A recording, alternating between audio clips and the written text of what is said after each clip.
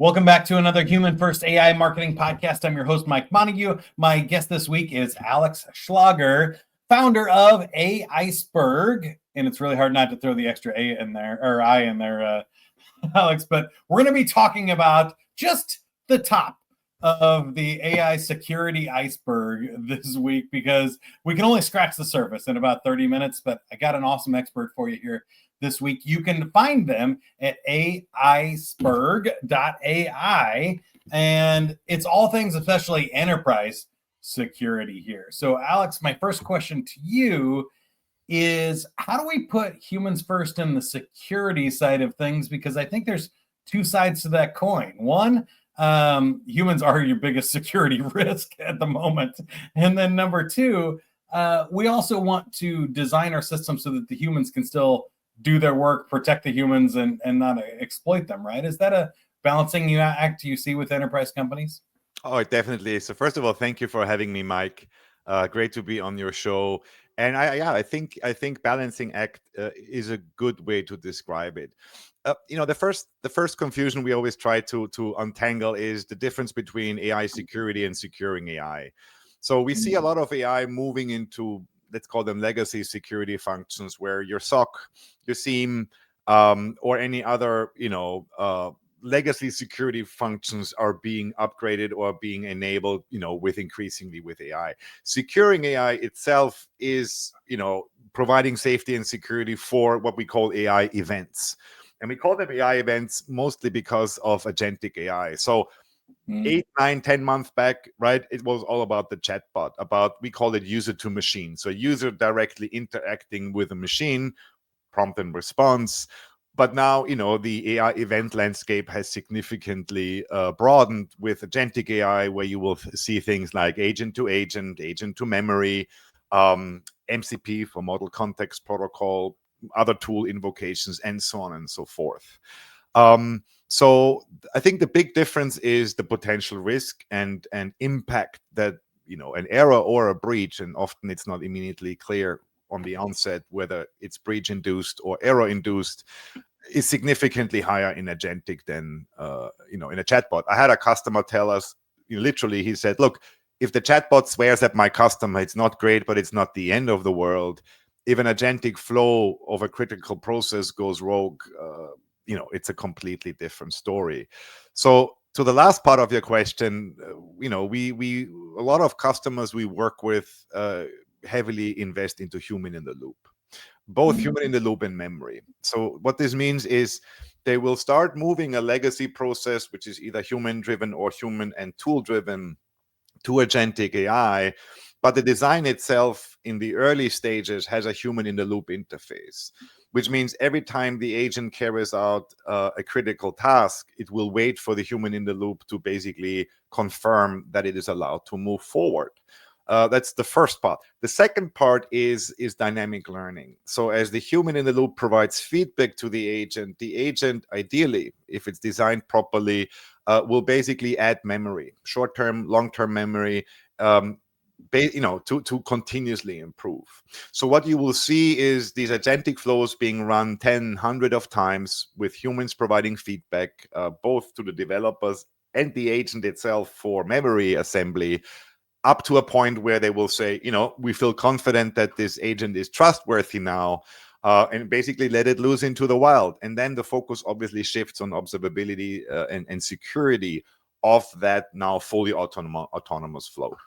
Yeah, I have a bunch more questions about what you said there about observability and compliance and some of the other things we're going to get into today. But I guess if you had to, put a stake in the ground where we are at the end of 2025 here, do you feel like what's causing more problems? When they developed Waymo self-driving cars, the biggest issue was humans hitting the AI vehicle, not AIs hitting humans.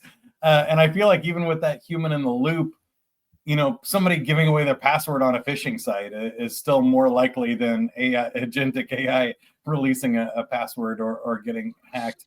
But I would love your opinion. And that's just my guess.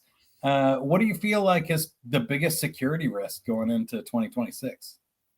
I think over-reliance on technology given where we are in the early days, right? So I think it was MIT, if I'm not mistaken.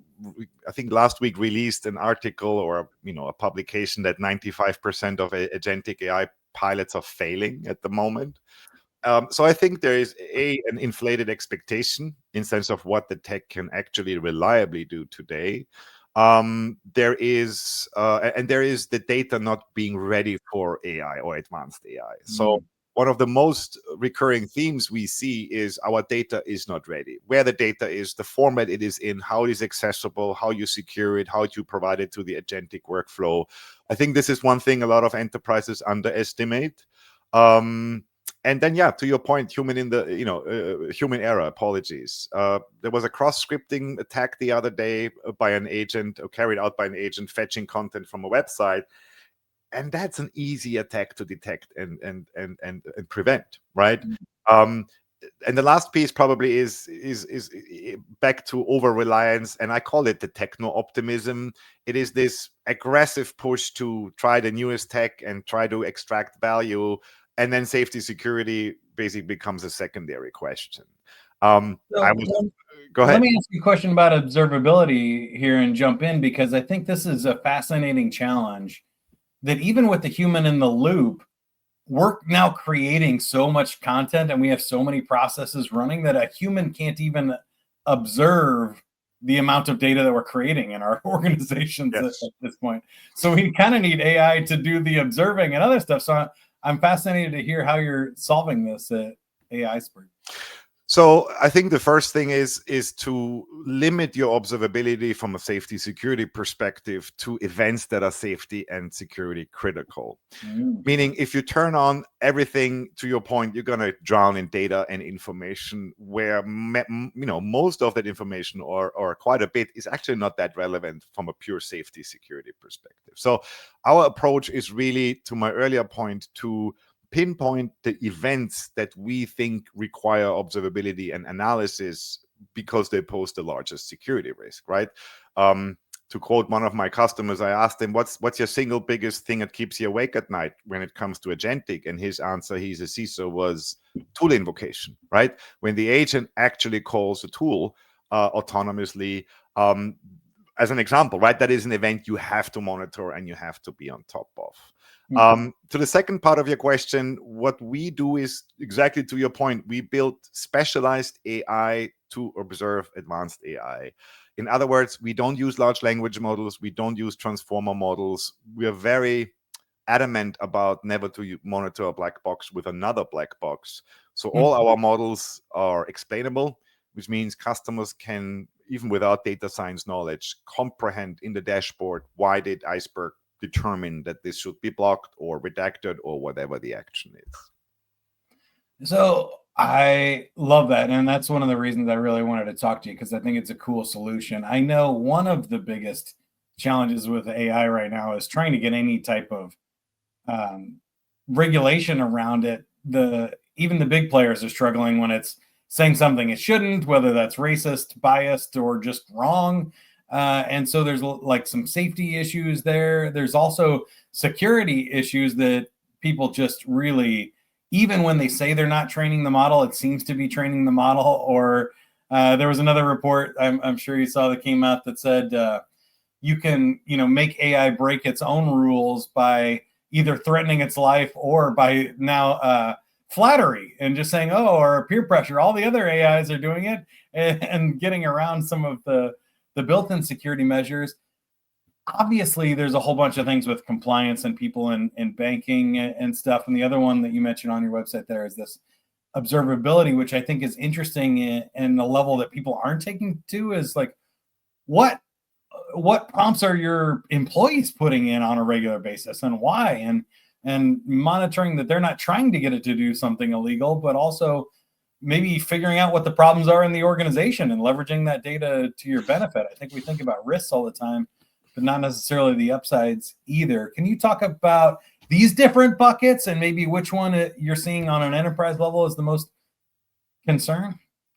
Well, there's a lot of buckets. So let's start with the first one. LLMs, or large language models, they sometimes appear to be sentient, right? Because they're so powerful in computation, we should not forget that they're still probabilistic models to some degree. And the other thing we shouldn't forget is they're trained on human behavior, right? So if you train an entity based on human examples, you can't be surprised that it behaves like a human, right? In both negative and positive examples. So the Anthropic case that you just quoted, where the model was told that it's going to be decommissioned, and then it started sending emails to competitors and all this crazy stuff, is not the evil AI. It is behavior we have induced into the model by the respective data it was trained on. Another stat that came out recently is, and I'm probably gonna get the numbers wrong, but I think it was 44% of all LLM training comes from Reddit. Now, Reddit is not a curated, source-controlled forum, right? So whatever is in there, it's going to be ingested and used for training. So I think that's the first thing that people should remember is, although it appears to be sentient, it is trained on massive amounts of data, emulating ultimately human behavior. Which begs the question, well, which data should it be trained on, right? And who is the arbitrator of saying this is good data and this is... So you can see it gets very tricky very fast in sense of... If I can add one more thing to that, I think ahead, yeah. The predictive model, one things that people miss is, if it's a probability model, that means there's a chance it's going to do the opposite of what you think. Like in a randomness, 90, even 99.9% of the time it might do it, but it still needs to deal with that one time where sometimes it'll be working a prompt with me, even for a simple marketing thing. And then after I do this 5 times for 5 different podcasts, on the 6th podcast, it just goes rogue and throws in a randomness answer to kind of test its own limits or to do something different or be more creative. And that creates its own challenges, because that means sometimes it's going to want to break the rules. I agree, right? So model error is very common. It does ultimately predict word by word. And it depends on the data it was trained on, but it also depends on the temperature setting, which ultimately tells the model how creative it is allowed to be. And that's a problem in agentic AI as well, right? So agentic AI would be perfect if we could have 100% reliability on models, but we don't, obviously. So in a simple agent, you're exposed to basically single model error, right? But if you look at more complex multi-hierarchical flows that might involve multiple LLMs, right? You might have an error in the first model that propagates basically downstream, right? And things, get worse step by step. So that's why all these guardrails, safeguards, validity checks, etc., are necessary, because as powerful as it is, it does make mistakes. And one of the reasons, and you touched on it when you talked about banking, fairness, for example. Fairness is extremely hard to solve. I don't say bias, because bias often has an overlap with toxicity, right? If you have stereotypes and so on and so forth. But fairness, I think, will be a huge challenge, as simple as you have an agent deciding whether you should be approved for a mortgage or not, right? And then as the model doesn't have all the necessary context, or always it should have, that is a huge topic, I think, that we will be chewing on for quite some time, how to assess and ensure that agents are actually fair relative to the demography. It's hard to get humans to agree on what's fair. And again, and then you come back to it depends on the data it was trained on, because it's ultimately, emulating that behavior. So when you think, I guess I'll redefine my question, because I'm known for really big multiple level questions, Alex. When you think about these of security, safety, compliance, observability, is there one that you think maybe enterprise is more focused on that small businesses should be aware of, like a myth or a misconception that you see small and medium-sized businesses putting themselves at risk? Well, there are no real compliance requirements. You have the European AI Act, for example, which I think still lacks certain detail in some areas. But a lot of companies did learn from the cybersecurity, from the early mid days of cybersecurity, which means even if there is not regulatory pressure, companies will invest and are investing into safety security for liability reasons, for reputational reasons, and so on and so forth. To some degree, it is an advantage for small, medium businesses that the space is not heavily regulated yet, because regulation also means cost for these businesses. so they can focus on, to my earlier point, safety, security, and focus on their brand, their reputation, and the avoidance of any liability situation. And tell me about the current state of sort of, I want to say maybe the privacy portion of this, because I've kind of seen it all over the map and very confusing for me, even though I'm technically savvy. I can imagine the small business owner, they may or may not be knowing what's training a model, what they're putting in some cases, maybe they're trying to teach the model something about their business and make a change, or they might just be, I'm now very concerned about Copilot and some of these other web apps that are now just monitoring and taking screenshots of everything you're doing. You could have your credit card statements open, you could be doing anything, and it's just scooping up all of that data. How big is this threat for people that are not aware of kind of what's happening? It is at present as it was before in sense of data processing. I think my first comment is most companies don't train or fine tune anymore because it's simply too expensive. They will rely on, a pre-built model, put safeguards, guardrails in place, and, do some degree of prompt engineering to get the output that they need from the model. As I said, simply because training is out of the question for 99% of companies, and even fine tuning became very expensive. I would say, this might sound counterintuitive, but I might say privacy is probably the least challenged because we have been dealing with it in the past, right? PII redaction, PIHI, PCI. This is relatively straightforward to detect and to redact accordingly. I am more concerned about, how should I phrase this? The lack of understanding that we're dealing with a completely new type of detection requirements. And the way I try to explain it is, think of a legacy firewall, right? It looks at frames, packets, ports, destination sources, and so on and so forth. What we now need to do is we need to examine natural language, right? So I always say natural language is the new code, because there is very little coding requirements of getting agents up and running.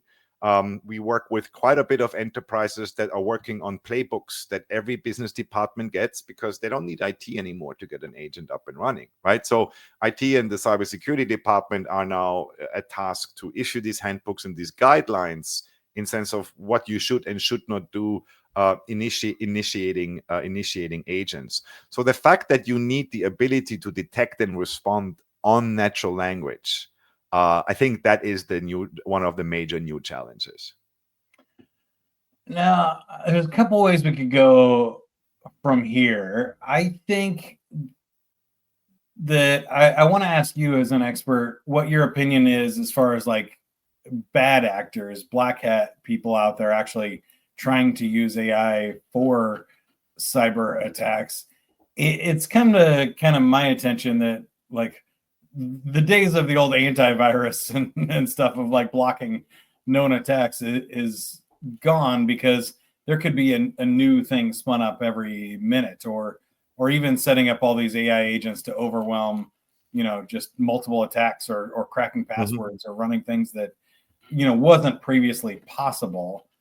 And I think most of us out here in the general public are thinking, well, the good guys also get that tools. This is kind of the way it's always been, is like somebody figures out something and then somebody will find a way to block it. Is that a fair way to think about it? Or is there a new level of threat that we need to be aware of in the AI era? It's an arms race. It always was an arms race. Yeah. And remember the old saying in cybersecurity, the defender has to be right all the time, the attacker only once. So you can go to the dark web today and get very powerful models that are specialized on, to your point, different attack vectors, composing malware, composing social phishing emails, etc. So to your point, it makes access to these tools even easier, meaning you don't have to be, a top-notch hacker or black hat anymore to just use this model and apply it. So the entry barrier kind of drops in sense of who can be a malicious actor, and the volume increases. And this is why it's important to understand that your security posture for AI doesn't look. it's not a new posture, it's an expanded posture, right? So we have a lot of tools in our portfolio from a security perspective that equally apply to AI, whether it's privileged access management, denial of service, code vulnerability. These are all things that still apply to AI. What we are saying is there's a new capability you need to put on top now, which is in our case, as we do runtime detection and response of of content, which is either code or simply natural language. Yeah, that's fascinating. And one thing I'll just leave to you and the expert. So you need help with that, go to AIceberg.ai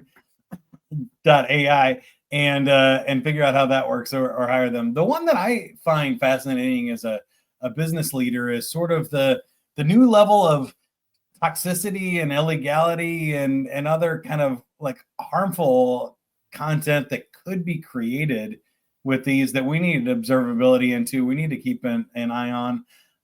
I think we've all seen that people get bolder online when they're anonymous than when they do, with a human in real life. But there's also that same thing happening when they think they're talking with AI. I witnessed a teenage boy kind of cursing out and being very rude to his ChatGPT bot and calling him names or trying to get it to do weird or illegal things and just testing the limits, which I think is fair play for a teenager to test their own limits and stuff. But if this is inside your organization, you don't want that happening either.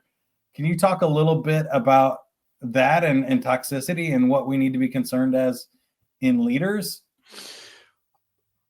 So toxicity is probably the easiest type of content to detect.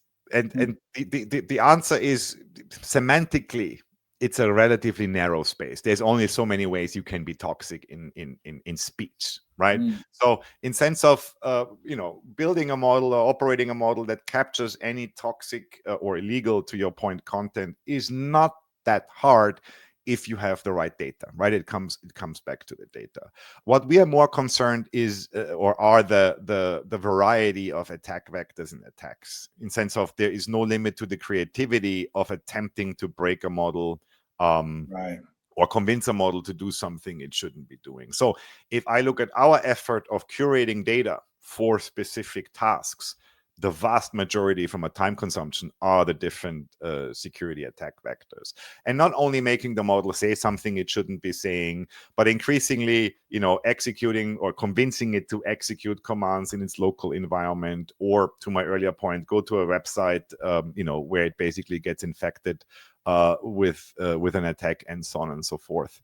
So as I said, toxicity, illegality are not great things in a conversation path, but they are probably the easiest to detect. That's good. I find that fascinating, and also just some of the new tools that are going to be there for employee observation and other things, just to know what people are doing, how productive they are, whether they're using it for actual business tasks and other things. I don't think most people are trying to do things illegal or even toxic. Those are just kind of hazardous side effects that you want to make sure don't happen in your organization. But you're right. There's a lot to that that's interesting. And I love that our discussion today, because it was exactly what I was hoping we would talk about when we talk about the AI iceberg here, is that there's a lot of things people are just not thinking about. So before I let you go, I'll give you the question. I'm going to ask you about the one everybody's thinking about, but is there anything else we're not thinking about in this discussion? I can give you an area we are increasingly investing into. We call it alignment, and I think it's going to be one of the biggest challenges in safety and security.